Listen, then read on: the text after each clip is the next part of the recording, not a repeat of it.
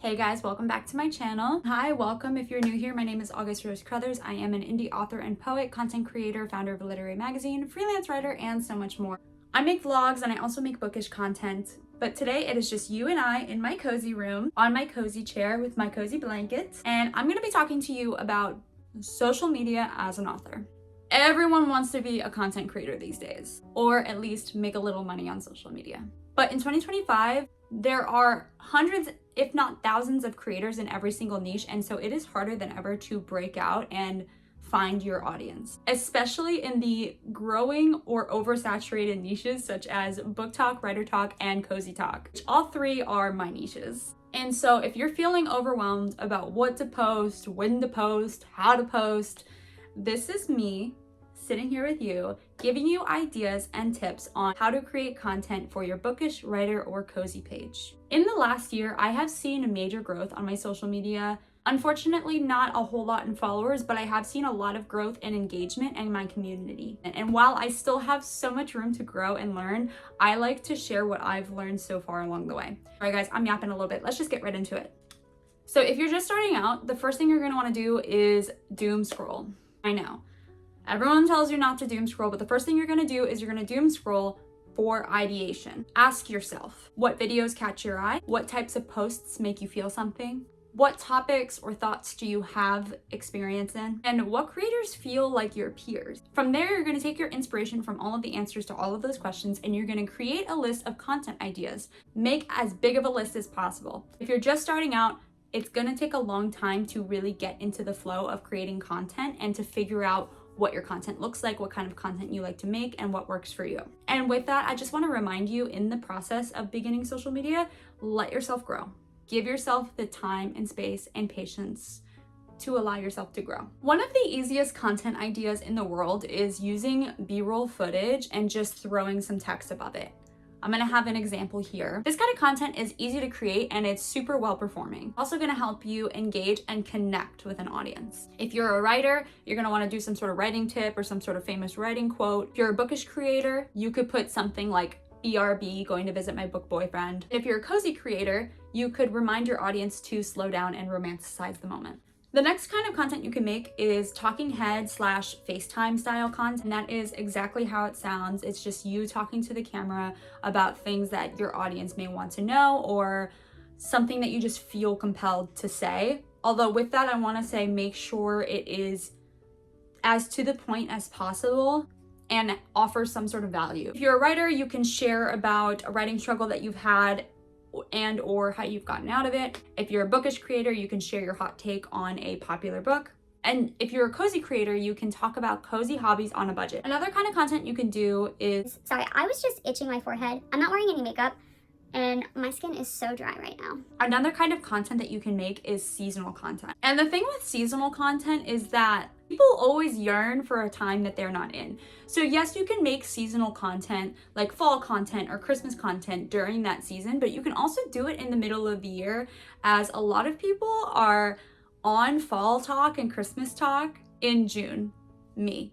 I am one of those people. For a writer, you could talk about what your characters in your book would ask for Christmas. If you are a bookish creator, you can share something like books to read this summer. And if you're a cozy creator, make sure to film all of your very Pinterest moments, like lighting candles, cooking a seasonal meal, or decorating for a season. And with this, you're gonna wanna offer value in seasonal content in the form of nostalgia. If you look at this content objectively after you create it and think, this would evoke some sort of emotion in me if I saw it, go ahead and post it. And finally, let's talk about vlogging. And I'm gonna be a little bit hypocritical because I love vlogging and I do vlogging. But if I'm being so honest, vlogs only work once you've built an audience or if you're a really engaging narrator. Otherwise, most of the time, unfortunately, vlogs may flop. I still make vlogs even when they flop because frankly, I really enjoy making them and they're the most convenient kind of content to make because I just have to film what I already have to do.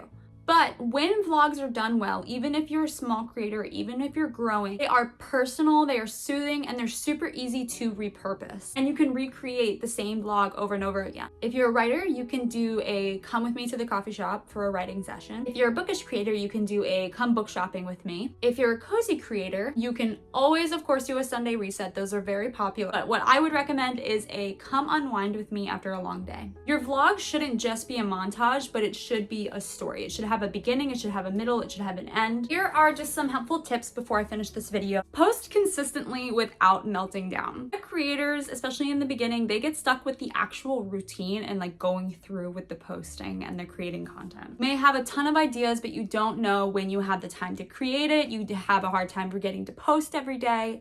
So here are some tips. Of course, post regularly. I'm so sorry. I know I'm annoying. I know you've probably heard this 100 times, but posting regularly is so important.